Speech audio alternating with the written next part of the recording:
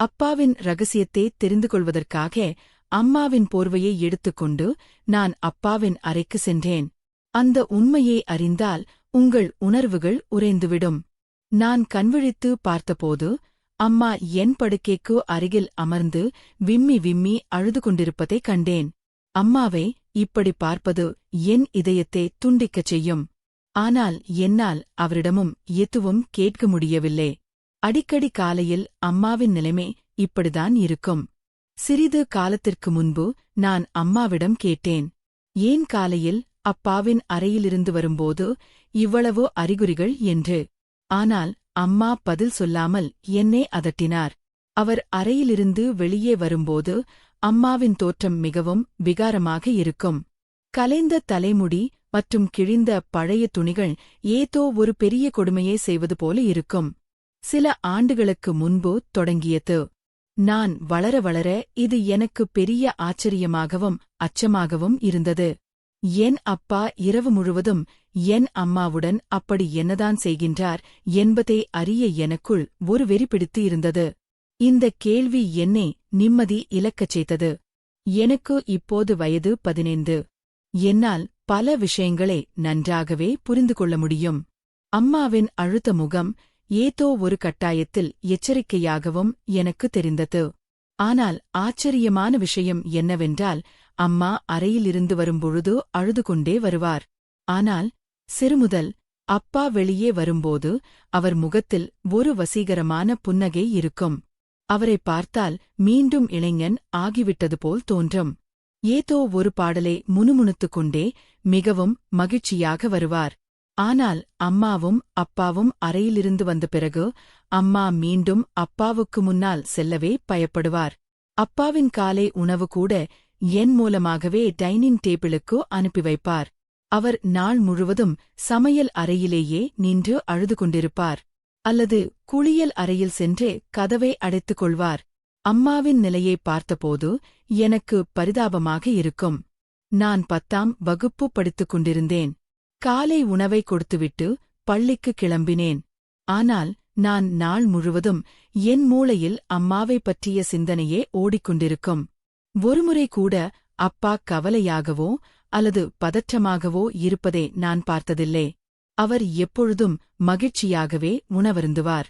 அவர் முகம் மலர்ச்சியாகவே இருக்கும். ஆனால் அம்மாவை பார்த்தால் எந்த நேரத்திலும் அம்மாவிற்கு ஏதோ ஒன்று ஆகிவிடும் என்பது போல தோன்றும். காலை உணவு தயாரிக்கும்போது அம்மாவின் உடல் நடுங்குவதை நான் பலமுறை கவனித்திருக்கிறேன்.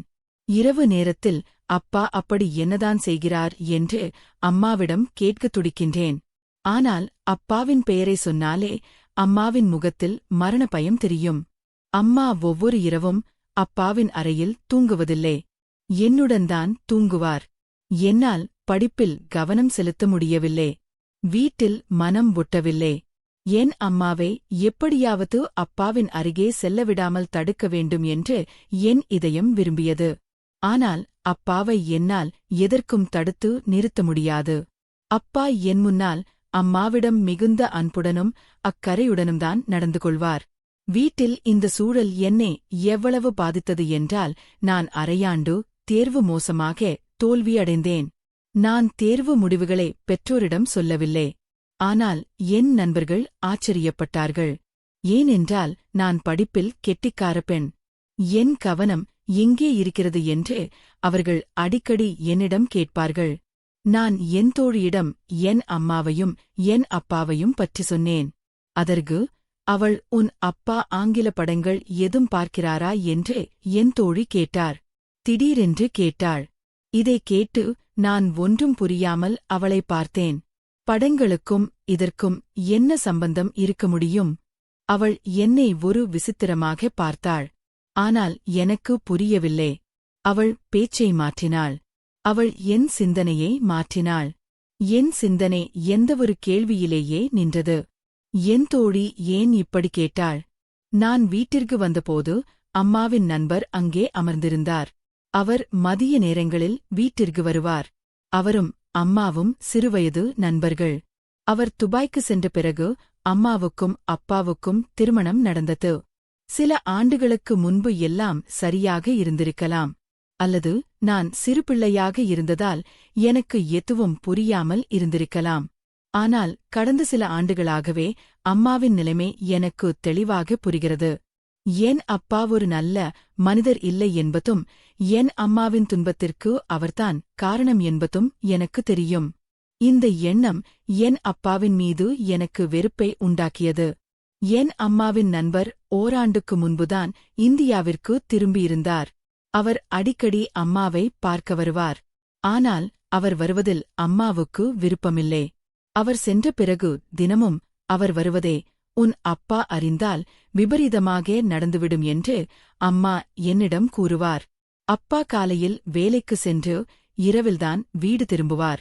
அவருக்கு எப்படி தெரியும் என்று நான் அம்மாவுக்கு ஆறுதல் கூறினேன்.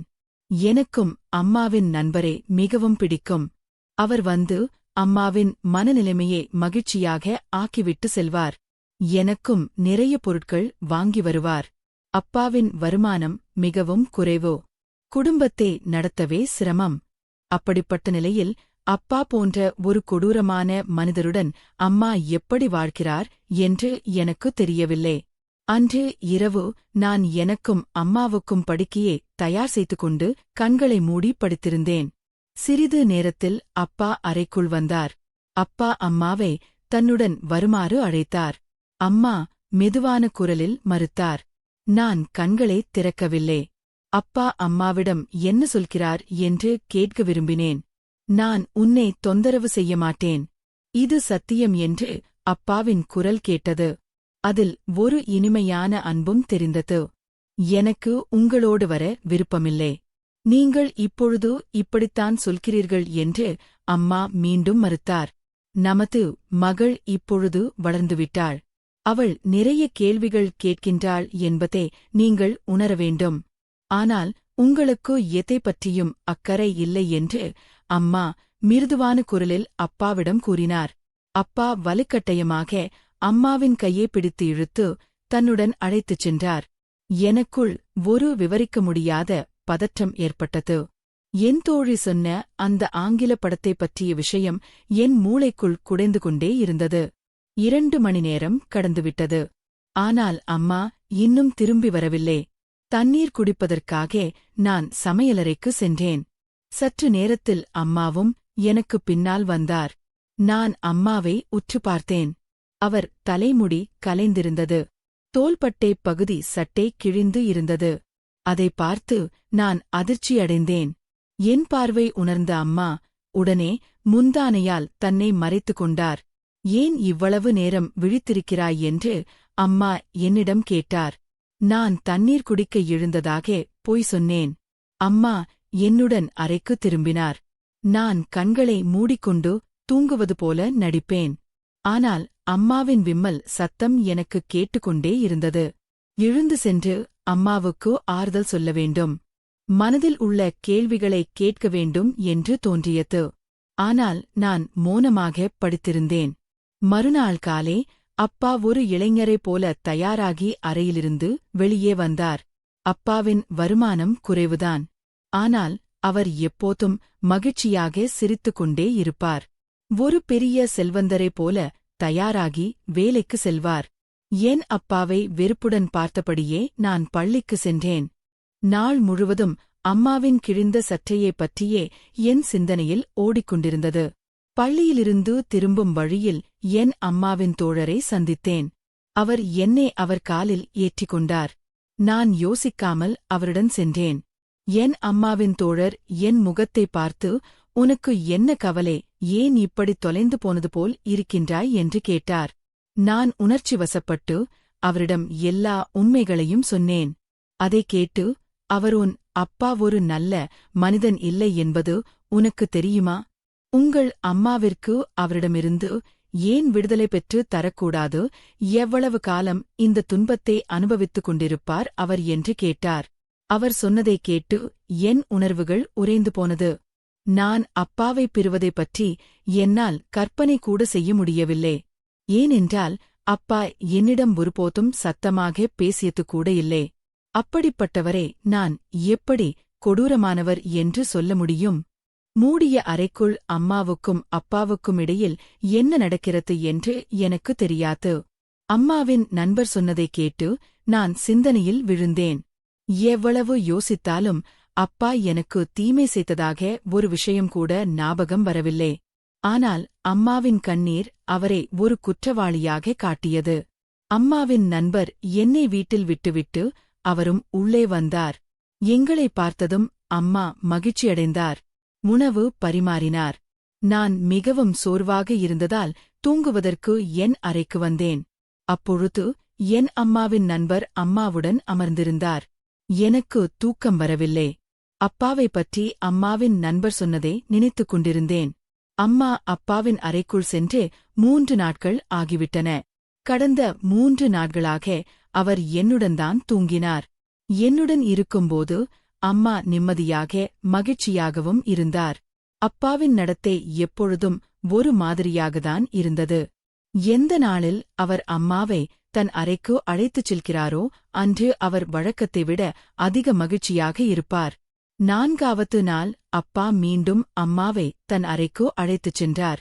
நான் இரவு முழுவதும் நிம்மதி இன்று புரண்டு கொண்டிருந்தேன். அன்று காலை அம்மா அப்பாவின் அறையிலிருந்து வெளியே வந்தபோது அவரால் சரியாக நடக்கக்கூட முடியவில்லை. அவர் ஒரு காலை தரையில் தேய்த்து தேய்த்து மிகுந்த சிரமத்துடன் நடந்து வந்தார். அம்மா, உன் காலில் என்ன ஆனது என்று நான் கேட்டேன். அதற்கு அவர் சின்ன சின்ன விஷயங்களைக் கவனிப்பதை விட்டுவிட்டு படிப்பில் கவனம் செலுத்து, 10ஆம் வகுப்பு தேர்வு முடிவுகள் சரியாக வரவில்லை என்றால் அதற்கு உன் அப்பா என்னைதான் காரணமாக்குவார் என்றார். அம்மாவின் கண்களில் இருந்து கண்ணீர் சொட்டத் தொடங்கியது. அவர் அப்பாவுக்கு காலை உணவை தயாரிக்க சென்றார். அதன் பிறகு அவர் சமையலறையை விட்டு வெளியே வரவில்லை. நான் அம்மாவிடமிருந்து உணவை வாங்கிக் கொண்டு அப்பாவிடம் சென்று அவர் என்னிடம் என் படிப்பை பற்றி விசாரித்தார். அப்பாவின் குரலில் இவ்வளவோ இனிமை இருந்தது. அவரது இந்த இரட்டை வேடத்தை பார்த்து நான் வியப்படைந்தேன். அவர் ஒருபோதும் கொடூரமானவராக தெரியவில்லை. ஆனால் அம்மாவின் நிலைமையே அப்பாவின் கொடுமையை உரக்கச் சொன்னது. நான் அப்பாவிடம், அம்மா இல்லாமல் எனக்கு தூக்கம் வருவதில்லை. அதனால் இரவு நேரத்தில் அம்மாவை உங்கள் அறைக்கு அழைக்காதீர்கள் என்று கூறினேன். அதைக் கேட்ட அப்பா புன்னகைத்தார். நான் எப்போதாவதுதான் உன் அம்மாவை அழைக்கின்றேன். நான் அம்மாவின் மீது எனக்கு உரிமையிருக்கிறது. நான் அவள் மீது மிகுந்த அன்பு வைத்திருக்கின்றேன் என்றார். அப்பாவின் இந்த வார்த்தையைக் கேட்டதும் என் இரத்தம் கொதித்தது. ஏனென்றால் அவரது அன்பின் லட்சணத்தைத்தான் நான் தினமும் பார்த்துக் கொண்டிருந்தேனே. ஆனால் அப்பாவிடம் எதையும் பேசும் தைரியம் எனக்கு இல்லை. அதனால் மௌனமாக பள்ளிக்கு சென்றேன். வகுப்பில் ஆசிரியர் பாடம் நடத்தும் பொழுது முழு உண்மையையும் அறியாமல் ஒருபொழுதும் எந்த முடிவும் எடுக்காதீர்கள்.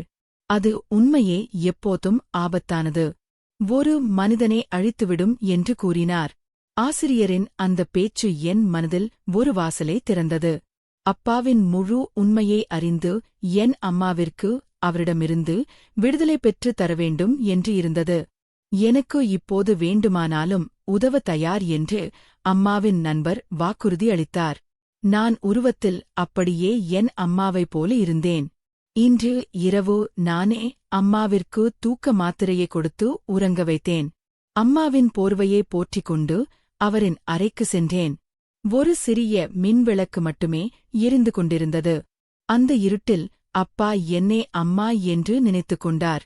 என் அம்மாவின் பெயரைக் கூப்பிட்டு, நீயே இன்று என் அறைக்கு வந்திருப்பது அதிர்ஷ்டம் என்றார். அப்பா மிகுந்த மகிழ்ச்சியுடன் என் அருகில் வந்து என் கையை பிடித்து அருகில் அமர்ந்தார். என்ன நடக்கும் என்று எனக்கு தெரியவில்லை. ஆனால் உண்மையை அறிய நான் துணிந்தேன். மல்லிகா மகள் வளர்ந்துவிட்டாள் என்று சொல்லி நீ என்னிடமிருந்து தூரமாகிவிட்டாய். உன்னை வழுக்காட்டாயமாக என் அறைக்கு அழைக்க வேண்டிய நிலைக்கு என்னை தள்ளிவிட்டாய். உன் மீது எனக்கு இருக்கும் உரிமை இருக்கிறது அல்லவா?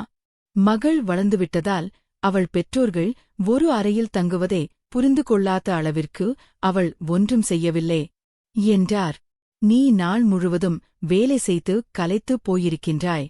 நிம்மதியாக என்னுடன் உறங்கு, உன்னை நான் அருகில் பார்ப்பது எனக்கு மகிழ்ச்சி என்றார். அப்பா இருட்டில் என் முகம் அவருக்கு தெரியவில்லை. அவரே என்னை தலையணையில் படுக்க வைத்தார். அதன் பிறகு அவர் சொன்னதைக் கேட்டு என் உணர்வுகள் நிறைந்து போன.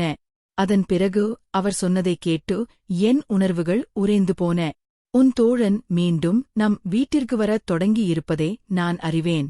ஆனால் நமக்கு ஒரு மகள் இருக்கின்றாள். அவன் நல்லவன் இல்லே. அவன் ஏற்கனவே உன் வாழ்க்கையை அழிக்க பார்த்தான். இன்று வீட்டில் வளர்ந்த மகளும் இருக்கின்றார். எனவே நீ எச்சரிக்கையாக இருக்க வேண்டும் என்றார். அப்பா, நான் அம்மா இல்லை என்று அவருடைய மகள் என்பது அவருக்கு தெரிந்திருக்கவில்லை. அவர் மெதுவாக என் தலையை தடவிவிட்டு அவர் மெதுவாக என் தலையை தடவிவிட்டு அவரும் அங்கேயே தூங்கிவிட்டார். நான் மீண்டும் அவர் அருகிலேயே படுத்திருந்தேன். ஆனால் அவர் எதையும் செய்யவில்லை. நான் மௌனமாக அறையை விட்டு வெளியே வந்தேன். அப்பா தவறாக எதுவும் செய்யவில்லை. எனவே அம்மாவின் நண்பர் மற்றும் அம்மாவை பற்றி என் மனதில் பல கேள்விகள் இருந்தன. மறுநாள் காலை அப்பால் வழக்கம் போலவே இருந்தார். அவரிடம் எந்த மாற்றமும் தெரியவில்லை.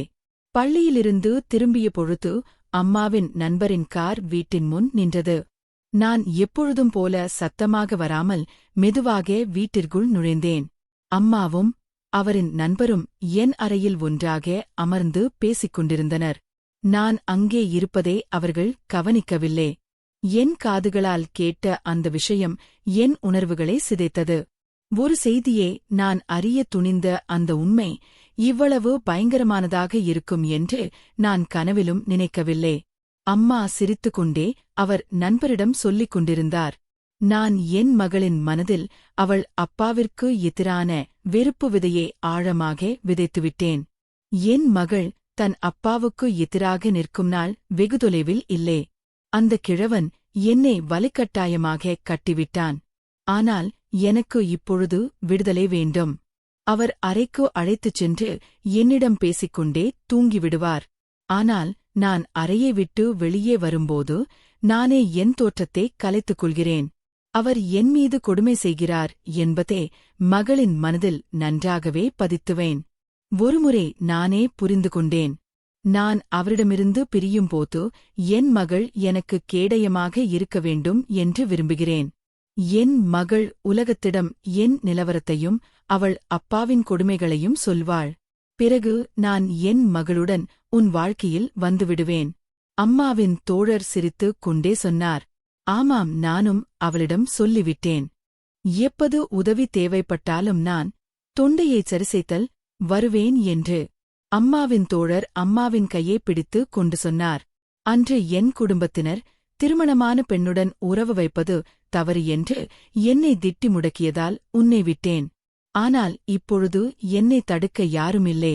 நான் உன்னையும் என் மகளையும் முழு மனதோடு ஏற்றுக்கொள்வேன். ஆனால் உன் கணவர் கொடூரமானவர் இல்லை. இந்த உண்மை மட்டும் உன் மகளுக்கு தெரியக்கூடாது. உன் மகள் நாம் இருவரையும் ஒன்று சேர்க்கப் போகின்றாள். அம்மாவும் அம்மாவின் தோழர் அவர்களும் நினைத்தது போலவே எல்லாம் நடக்கும் என்று நம்பி சிரித்தனர். ஆனால் என் காலடியில் தரை நழுவுவது போல இருந்தது. நானும் வந்தேன். என் அம்மா என்னை மட்டுமல்ல என் அப்பாவையும் ஏமாற்றிக் கொண்டிருந்தார். அவர் என் அப்பாவின் வீட்டிலேயே வளர்ந்து கொண்டு மற்றொரு ஆளிடம் சேர்ந்து மற்றொரு ஆளிடம் சேர்ந்து சதி செய்து கொண்டிருந்தார். என்னை பார்த்ததும் அம்மாவும் அப்பாவின் நண்பரும் தள்ளி அமர்ந்தனர். என்னை சமாளிக்க ஒரு சாக்லேட்டை கொடுத்தார். நான் அதை வாங்காமல் அம்மாவின் முகத்தை பார்த்து உறுதியான குரலில் கேட்டேன். அப்பாவால் உங்களுக்கு என்னதான் பிரச்சனை என்று இப்போது நீங்கள் சொல்லித்தான் ஆகஸ்ட் வேண்டும். அம்மா தயங்கிக் கொண்டே உண்மையே சொன்னார். ஆனால் அம்மாவின் நண்பர் அவரை திருமணம் செய்வதற்குப் பதிலாக துபாய்க்கு வேலைக்கு சென்றுவிட்டார். காதலை விட தன் எதிர்காலம் முக்கியம் என்று அவர் நினைத்தார். ஆனால் அம்மாவின் மனதில் அம்மாவின் நண்பரின் நினைவு குறையவில்லை. அம்மாவுக்கு அப்பாவை திருமணம் செய்து கொள்ள விருப்பமில்லை. அம்மாவின் குடும்பத்தினர் அப்பாவை அவருக்கு தேர்ந்தெடுத்தனர். அம்மா இளமையாகவும் அழகாகவும் இருந்தார். ஆனால் அப்பாவோ அவரைவிட 10 வயது மூத்தவர் மற்றும் சாதாரண தோற்றம் கொண்டவர். அம்மாவின் மனதில் அம்மாவின் மனதில் அம்மாவின் நண்பர் அழகாக தெரிந்ததால் அம்மாவுக்கு அப்பாவை திருமணம் செய்வதில் விருப்பமில்லை. வீட்டினர் கட்டாயத்தால் அம்மா அப்பாவை திருமணம் செய்து கொண்டார். ஆனால் ஒருபோதும் அவரை மனதார ஏற்கவில்லை. இந்த உறவு அவருக்கு ஒரு சுமையாகவே இருந்தது. திருமணமான ஓராண்டில் நான் பிறந்தேன்.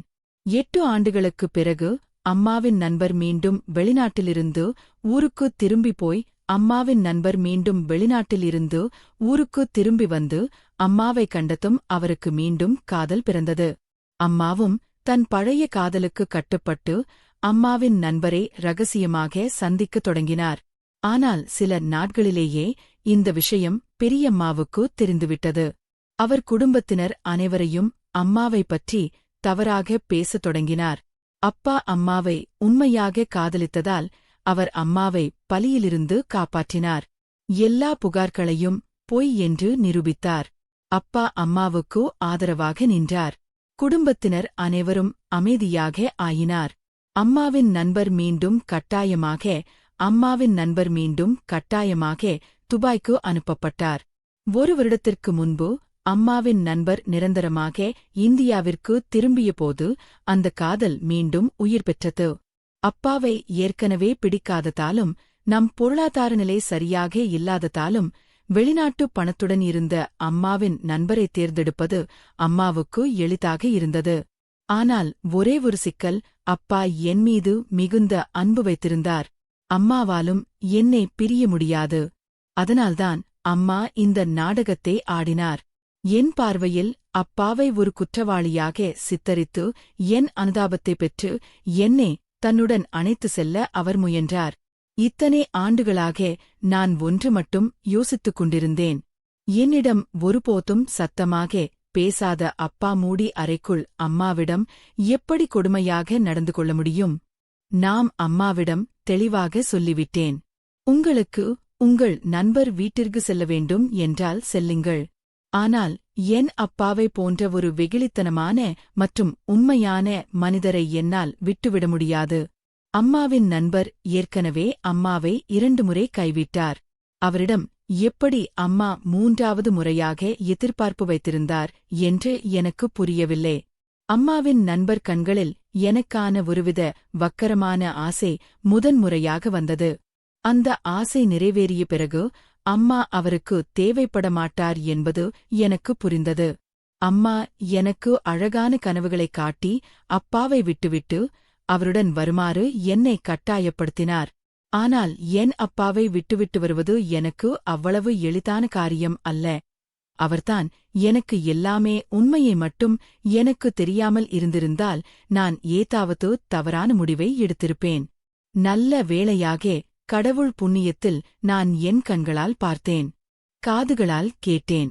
அம்மாவும் அவருடன் செல்ல தயாராக இருந்தார். ஆனால் நான் அவர்களுக்கு வழிக்கு வரமாட்டேன் என்பதையும் அம்மாவுடன் வரமாட்டேன் என்பதையும் அம்மாவின் நண்பர் உணர்ந்திருந்தபோது அவர் மீண்டும் ஒருமுறை அம்மாவை பாதியிலேயே தவிக்கவிட்டு பிரிந்து சென்றார்.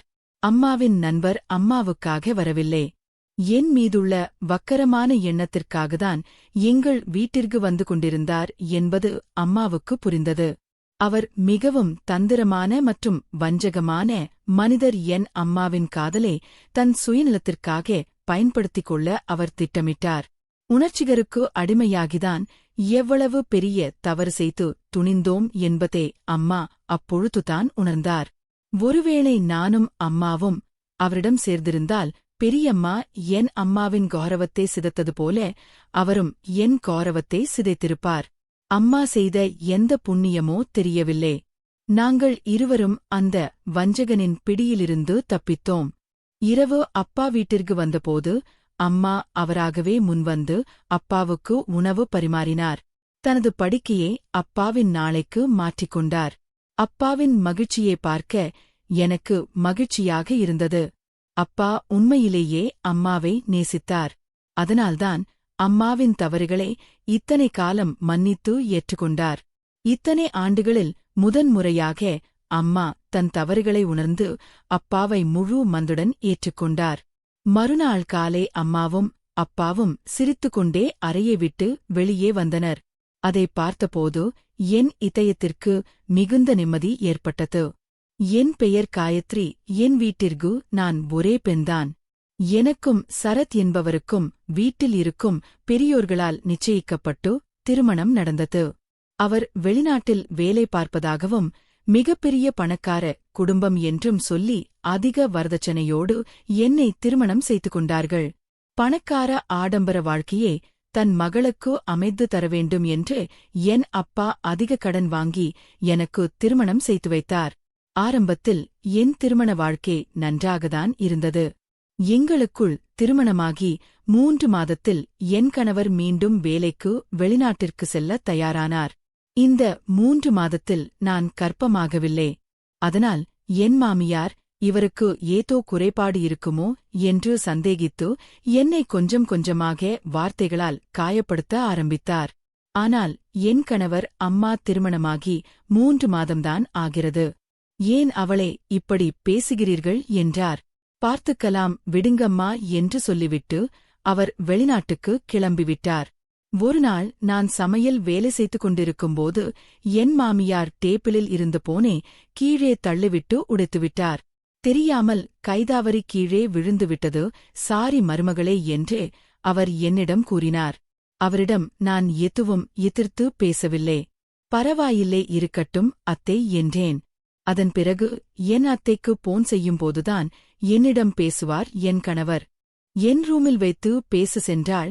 ஏன் தனியாக பேசுகிறாய், இங்கே இருந்து பேசு, அப்படி என்னதான் ரகசியம் பேச நினைக்கின்றாயோ, என் பையனை வளைத்து உன் கைக்குள் போட்டுவிடலாம் என்று நீ நினைத்து இதெல்லாம் செய்கிறாயா என்று தவறான வார்த்தைகளை பயன்படுத்தினார். நாட்கள் செல்ல செல்ல என் கணவரிடம் நான் சரியாக பேச முடியவில்லை. என் அம்மா அப்பா வீட்டிற்கு செல்ல என் மாமியார் அனுமதிக்கவில்லை. என் பெற்றோர் என்னை காண இங்கு வந்தாலும் அவர்களுக்கு சரியான மரியாதை கிடைக்கவில்லை. அவர்கள் படும் அவமானத்தை என்னால் தாங்கிக் கொள்ள முடியவில்லை. இனிமேல் என்னை பார்க்க இங்கு வராதீர்கள் என்று என் பெற்றோரிடம் கூறிவிட்டேன். என் மாமியார் என் கணவரிடம் என்னை பற்றி தவறாகவும் குறைவாகவும் சொல்லிக் கொண்டே இருந்தார். இதனால் என் கணவருக்கும் என்னிடம் பேசும் மார்வம் குறைந்தது.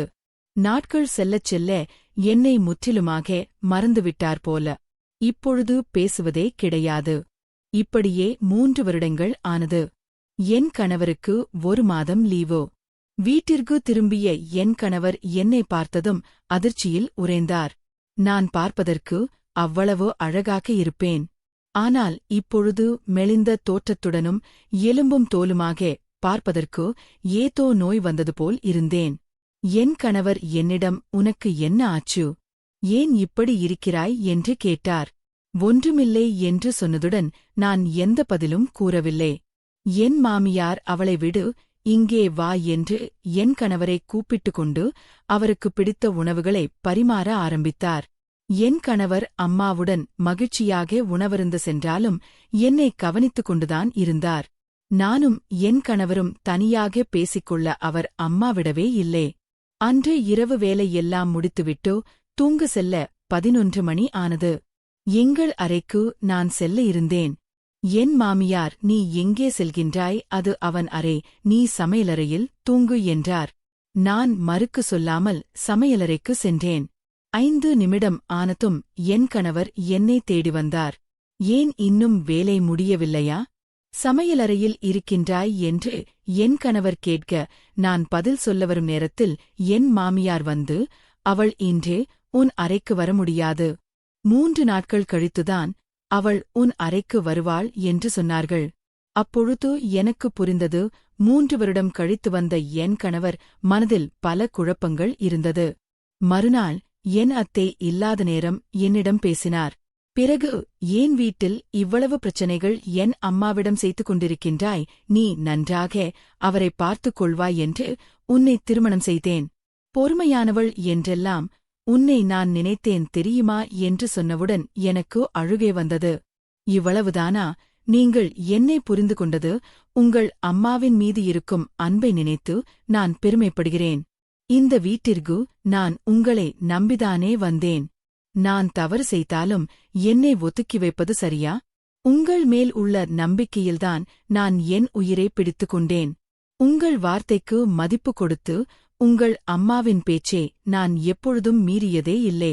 நான் என் பெற்றோர்களைக் கூட பார்த்து 3 வருடம் ஆகிறது. அவர்களை காண நானும் செல்லவில்லை. நீங்கள் என்னுடன் இருந்த இந்த 3 மாதத்தில் என்னை எவ்வளவோ நன்றாக பார்த்து கொண்டீர்கள் என்று எனக்கு நன்றாக தெரியும். உண்மையிலேயே நீங்கள் ரொம்ப நல்லவர். ஆனால் உங்கள் அம்மாவின் மீது இருக்கும் பாசத்தால் என்னை ஒதுக்கி வைத்து விட்டீர்கள். இது நியாயமா என்று அழ ஆரம்பித்தேன். என் கண்களில் திருந்து கண்ணீர் வர ஆரம்பித்தது. சற்று நிமிடம் யோசித்து பாருங்கள்.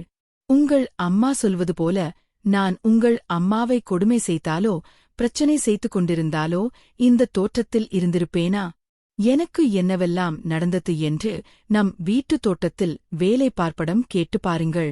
அப்பொழுது புரியும். இங்கு நான் ஒரு சம்பளம் இல்லாத வேலைக்காரியாகத்தான் இருக்கின்றேன். ஒரு வேலைக்காரியாக வேலைக்கு வந்திருந்தால் கூட எனக்கு மரியாதை கிடைத்திருக்கும். கொஞ்சம் பணமும் கிடைத்திருக்கும். ஆனால் உங்க அம்மா என்னை எவ்வளவு கீழ்த்தனமாக நடத்துகிறார் என்று விசாரித்து பாருங்கள். நான் சொல்லும் வார்த்தையை நீங்கள் நம்ப வேண்டாம்.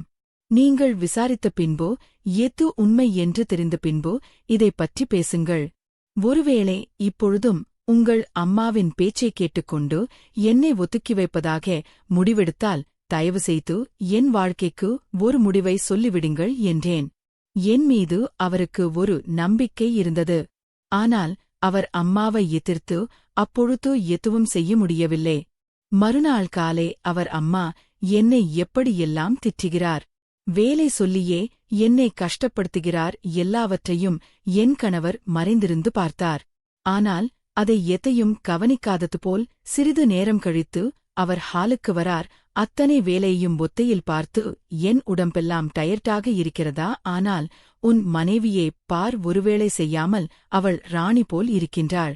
ஒரு வயதான மாமியாரை வேலை வாங்கிவிட்டு நாம் இப்படி ராணி போல் இருக்கலாமா என்று அவள் கொஞ்சமாக தெரிகிறதா என்று என்னை பற்றி குறை சொன்னார். அப்பொழுதுதான் என் கணவருக்கு புரிந்தது. அவர் அம்மா சொன்ன அனைத்தும் பொய் என்று நாம் எவ்வளவு பெரிய தவறு செய்துவிட்டோம். அம்மாவின் பேச்சைக் கேட்டுக்கொண்டு தன்னை நம்பி வந்த பெண்ணை கைவிட்டு விட்டோமே என்று குற்ற உணர்ச்சியில் என்னிடம் மன்னிப்பு கேட்டார். அவரின் தவறை உணர்ந்து என்னிடம் மன்னிப்பு கேட்ட பிறகு, இந்த வீட்டிற்கு நீயே ராணி, உன் கஷ்டங்கள் அனைத்திற்கும் முற்றுப்புள்ளி வந்துவிட்டது. உன் பொறுமையை நினைத்து நான் பெருமைப்படுகின்றேன். உன்னிடத்தில் வேறொரு பெண் இருந்தால் நிச்சயம் எனக்காக இவ்வளவு கஷ்டப்பட்டிருப்பாளா என்று நினைத்துக்கூட பார்க்க முடியவில்லை. இப்படிப்பட்ட உனக்கு என்றும் நான் நன்றி கடனுடன் இருப்பேன். இனிமேல் உன்னை நன்றாக பார்த்துக்கொள்வது என் பொறுப்பு என்று என் கணவர் கூறினார். தவறு செய்த அவர் அம்மாவையும் திட்டினார். அது மட்டுமில்லை, இனிமேல் காயத்ரி இந்த வீட்டு முதலாளி, அவளை எந்த வேலையும் நீங்கள் செய்யவே சொல்லாதீர்கள். நீங்கள் என் அம்மா, உங்களையும் நான் கஷ்டப்படுத்த விரும்பவில்லை. வீட்டு வேலைக்கு நான் ஒரு ஆளை நியமித்திருக்கின்றேன். உங்கள் மகள் நல்லா இருக்க வேண்டும் என்று நீங்கள் நினைத்தது போலதான் அவள் பெற்றோரும் அவள் நல்லா இருக்க வேண்டும் என்று என்னை நம்பி திருமணம் செய்து வைத்தார்கள். இப்படி ஒரு அநியாயம் செய்துவிட்டீர்களே அம்மா. அவளிடத்தில் உங்கள் மகனோ அல்லது மகளோ இருந்திருந்தால் இவ்வளவு பெரிய கஷ்டத்தை நீங்கள் இப்படி செய்திருப்பீர்களா என்று நான் நினைக்கவே இல்லை அம்மா. இவ்வளவு பெரிய கஷ்டத்தை நீங்கள் செய்திருப்பீர்களா, இப்படி நீங்கள் செய்வீர்கள் என்று நான் நினைக்கவே இல்லை என்று என் கணவர் தன்னுடைய ஆதங்கத்தை அவர் அம்மாவிடம் சொல்ல ஆரம்பித்தார். அவர் அம்மாவும் தன் தவறை உணர்ந்துவிட்டார். எனக்கு உன் மனைவி எங்கே என்னிடமிருந்து உன்னை பிரித்து விடுவாளோ என்ற பயத்தில் இப்படி செய்துவிட்டேன். என்னை மன்னித்து விடுப்பா. உண்மையை சொல்ல வேண்டும் என்றால் நான் செய்ததற்கு அவள் ஒருமுறை கூட எதிர்த்து பேசியதில்லை. என்னை திட்டியதும் இல்லை.